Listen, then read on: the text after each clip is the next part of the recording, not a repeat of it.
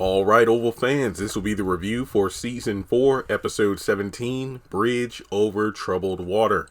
Solid 7 out of 10. I really did enjoy this episode. A lot more than Sisters, but that's been the case for, a couple months now when it comes to the Oval compared to Sisters Season 5. But we kick off the episode picking up where you left off. You got the smoke grenade that went off in Alan's apartment. Kyle, at gunpoint is questioning Alan about where is he, and Alan acts like he has no idea what he's talking about. So as Alonzo and Jason sneak out of the back, David's waiting for them in the alley. This is probably like the same alleyway that Ellie was quote unquote allegedly shot from because of a gang fight, but just looking at continuity here. But in any case, Alonzo and David get into it because as soon as David sees Jason, he lets him know, like, look, man, we ain't finished what we started before about, getting drugged and stabbed. So from there, Jason makes his getaway. He jumps into the truck. Apparently, he still had the keys on him. So he jumps into the truck and he, drives out of there. Sam is close behind him. And then from there, we have Kyle breaking up the fight between Alonzo and David. And pretty much from there, everybody's, as Kyle said, is playing dumb. Alonzo has no idea about, the kid. He just knows, like, this guy was, attacking me.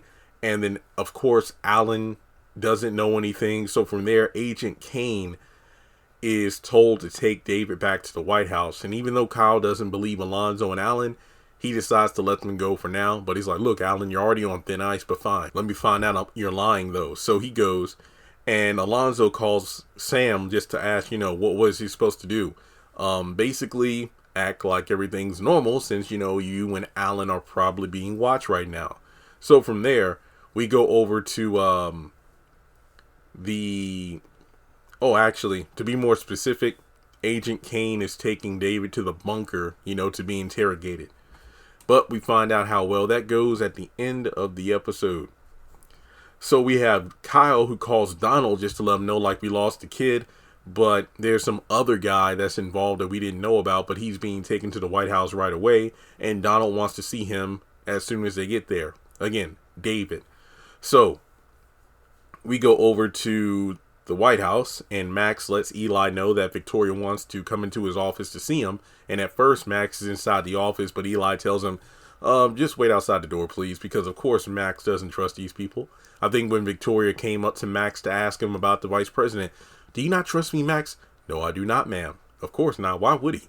So, while Max is on the outside of the office, Eli and Victoria drop the act. Oh, I missed you too. Oh, they kiss a little bit. And then Victoria, strangely enough, lets Eli know about how Jason isn't dead. A cancer kid was the one who was killed and cremated. So why would Victoria be telling Eli this unless it's in relation to the fact that it's their son that she's referring to, which I theorized months ago. But regardless, they kiss again, and in the midst of this, Victoria plants one of her earrings in the coat pocket of Eli's jacket, and it's like, wait a minute, what's she doing here? So she ends up leaving. Back at Richard and Nancy's house, it's the next morning. Sharon and Dale are getting ready for work, and they're asking, do you think Kareem has opened the shop yet? Because he's not answering his phone. So Nancy is acting very, very strange, all up in Dale's face. Oh, you're a good little cute boy. Yeah, you're good. So he goes to get ready for work. Sharon is concerned, and she notices a few things about Nancy, not just in her behavior, but her clothes are on backwards. She's acting very loopy. And she goes on to tell her about the compound. The fact that Ruth and Callie, they're doing well. They're getting so big. And don't tell Richard. She's like, don't tell Richard. I'm like, well, first of all, Richard ain't at home. So what you got to get close together for? But basically, they healed her. They gave her some unlabeled pills that they made themselves. She's supposed to take 4 of them a day, and that will prevent her from dealing with her asthma and whatnot. So she gives a pill to Sharon, who pretends to take it in order to hide it behind her back. So she passed it all to Dale to go down to the pharmacy to get Kareem to analyze it later on. Smart move. But, she doesn't want to, show Sharon the pill bottle. She doesn't want Sharon to even touch him. So Sharon and Dale go outside. It's funny because at one point Dale pokes his head in after Nancy goes to do something, and he's like, what the hell's going on? I don't know. I'm finding out. Just go back. So those two head outside, and I think from there you have Sharon calling Richard to leave a voicemail.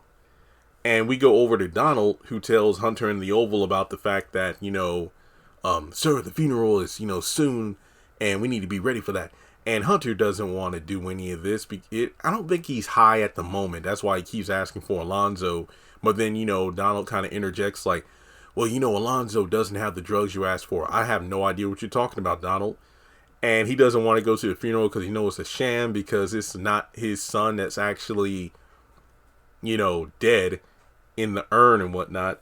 And he literally just goes on a tirade. I mean, it's Hunter. You know his dialogue by now. Do I really need to even break it down?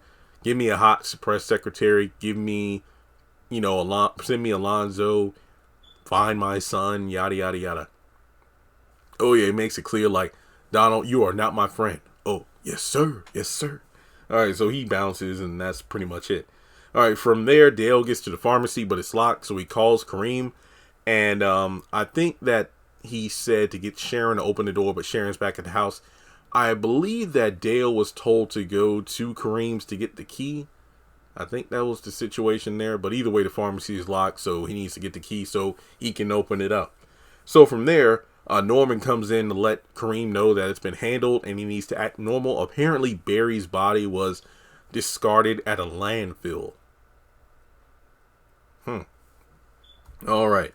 So from there, that Kareem isn't being cool, because Norman does say that today a new stash is coming in and needs to be cut and clean, and you need to act like everything is normal. But again, just looking at Kareem, he's anything but normal right now. So we go over to Lily, who gets a phone call from Officer Brian Heather, and he pretty much wants to be her bodyguard, but that makes no sense. Why the heck would, Donald let that happen? But rather than being killed, or his loved ones being killed, like Lily, didn't threaten him, but warned him against, like, look, if you stand against my husband who wants to, hey, if y'all have me holed up in here, everybody involved is going to be in trouble.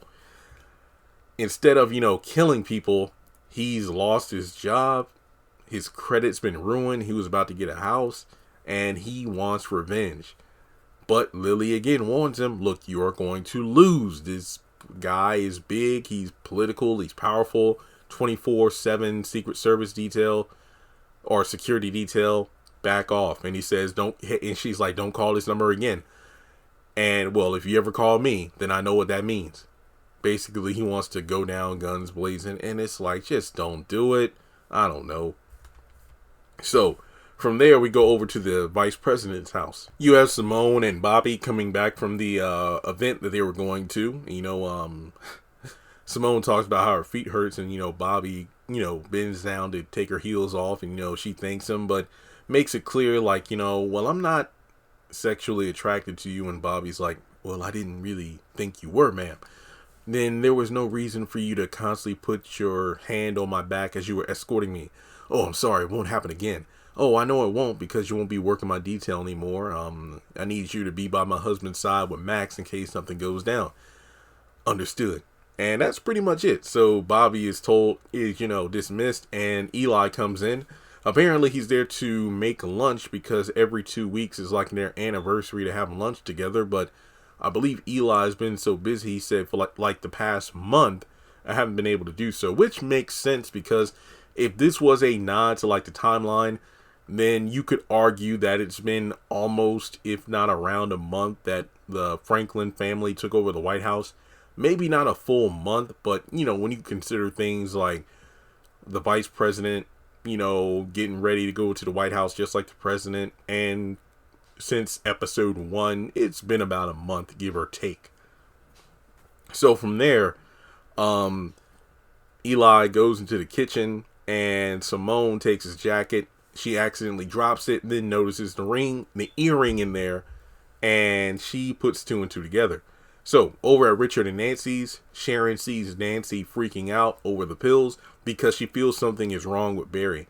Those pills must have some kind of like That's So Raven effect where your senses are, enhanced and you see the future because Nancy knows what's going on to an extent. Her emotions are all over the place, and Sharon wants to see what's in the pills, and apparently she took them all, even though she had a whole bottle full before.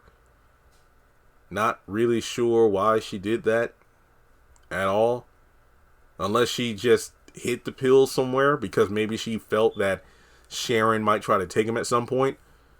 But, Sharon, I don't believe that much time had passed from, when Sharon went outside with Dale to coming back in the house to talk with Miss Nancy. So I'm very confused by that. Sharon, because, Nancy's in a loopy state, she pretends she's pregnant to, get her to go to the hospital. Oh, yeah, I'm about to have a baby. I gotta go to the hospital. Come on. Because she wants to make sure Nancy's okay, even though she knows she's not okay based on the pills. So they leave. Then the final scene is Donald is talking with Alan, who gets in to work a little late. Alan wants to know, so sir, what's going on? There's nothing you need to know about what's going on, Alan.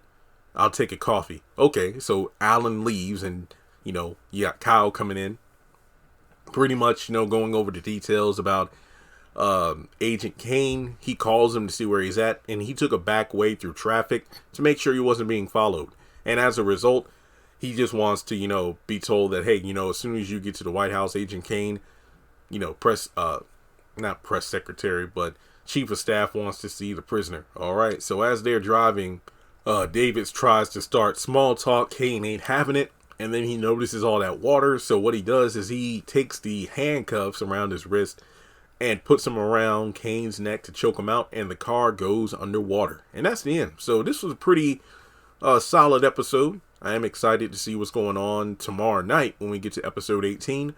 But with that being said, that's really all I have to say about last week's episode of The Oval. Let me know your thoughts in the comment section below. Like and subscribe, and I'll catch you in the next one.